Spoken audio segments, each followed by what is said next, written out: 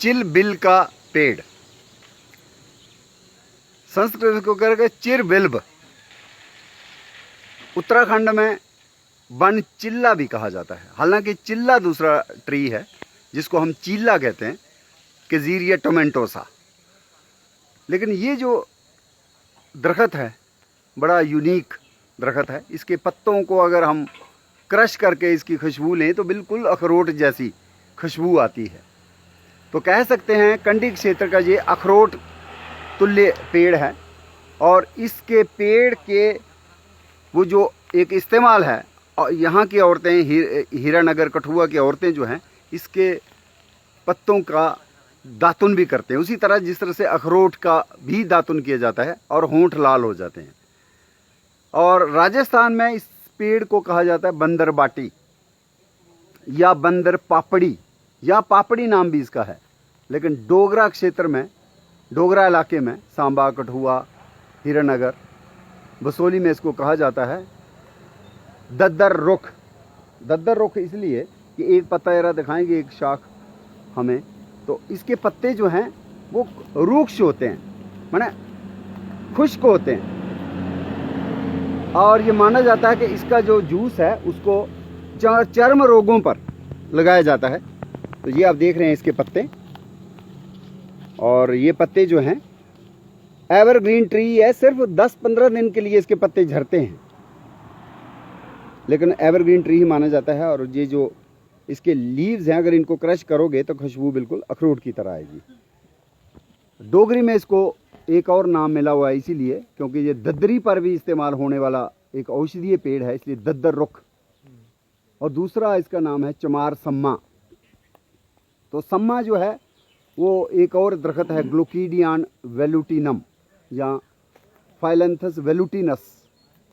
लेकिन थोड़ा थोड़ा उसके साथ मिलता है, फल हालांकि नहीं मिलता लेकिन पत्ता मिलता है, इसलिए इसको कहा गया चमार सम्मा। और चमार शब्द जो है उससे हमें नॉलेज आ रहा है, जहाँ आता है चमड़ा रंगने के लिए, क्योंकि इसके जो बार्क है उसमें टैनिन बहुत होते हैं।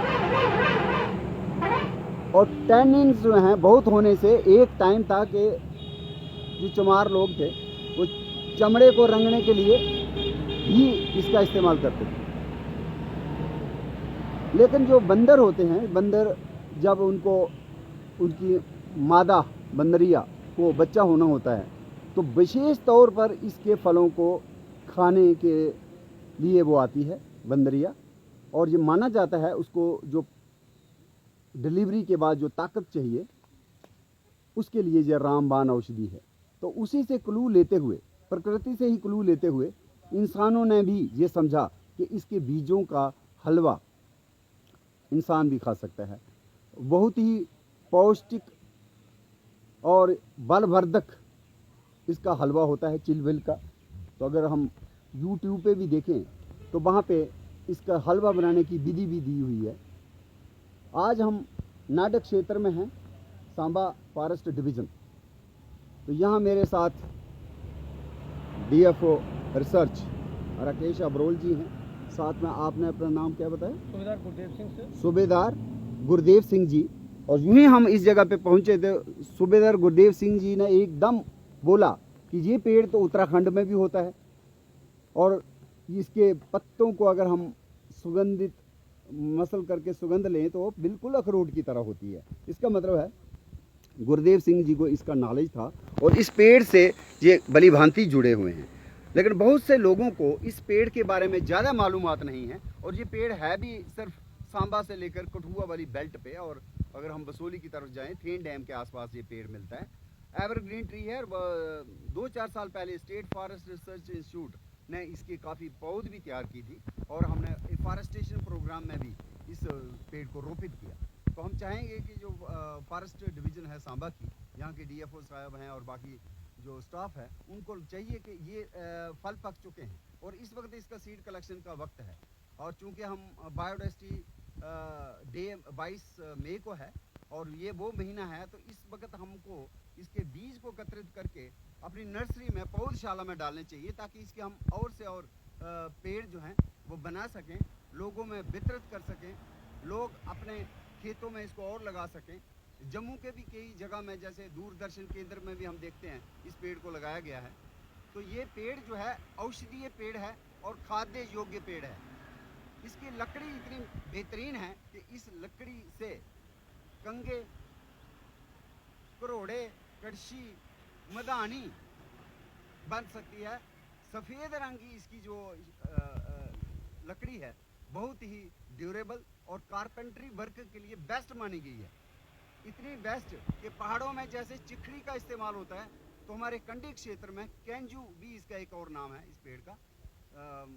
हिमाचल प्रदेश में इसको कैंजू भी कहते हैं। तो कैंजू या चिलबिल या चेरबिल्ब या चमार समा दद्दर रुख, इसकी जो लकड़ी है वो बिल्कुल उसी काम में हम इस्तेमाल कर सकते हैं जिसमें हम चिखड़ी करते हैं पहाड़ों में।